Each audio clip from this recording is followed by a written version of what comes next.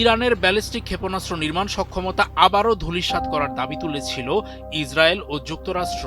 তবে সাম্প্রতিক হিব্রু মিডিয়ায় উঠে এসেছে চমকপ্রদ তথ্য।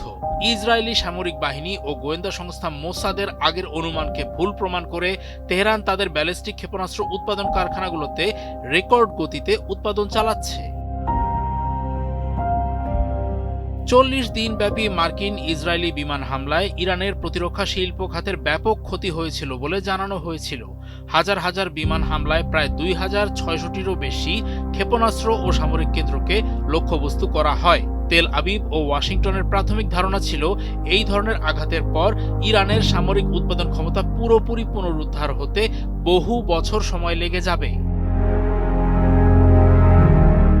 কিন্তু বাস্তবতা ভিন্ন।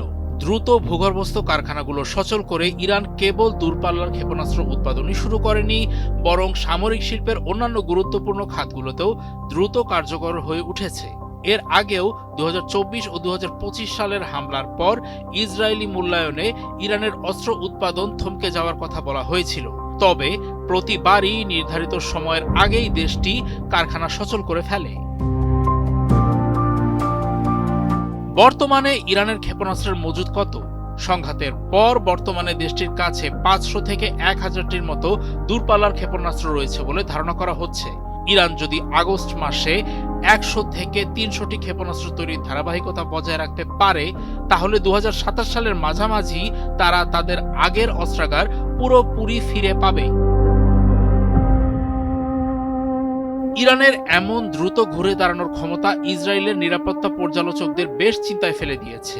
তেল আবিব কি ইরানের পরমাণু স্থাপনাগুলোকে নিষ্ক্রিয় করার দিকে মনোযোগ দেবে, নাকি প্রতিনিয়ত সক্ষমতা বাড়তে থাকা ব্যালিস্টিক ক্ষেপণাস্ত্র কারখানাগুলোতেও আবারও হামলা চালাবে? এই ব্যাপারে বড় ধরনের সামরিক নজরদারির ক্ষেত্রে মার্কিন প্রেসিডেন্ট ডোনাল্ড ট্রাম্পের অনিচ্ছা ইসরায়েলের দ্বিধাকে আরও বাড়িয়ে দিয়েছে। সব মিলিয়ে ইসরায়েলি সামরিক বিশ্লেষকরা আশঙ্কা করছেন যে তেহরানের এই পুনর্গঠন প্রক্রিয়া অব্যাহত থাকলে ২০২৮ সালের মধ্যেই ইরান মধ্যপ্রাচ্যে আবার বিশাল ব্যালিস্টিক ক্ষেপণাস্ত্র শক্তি হিসেবে নিজেকে প্রতিষ্ঠিত করবে।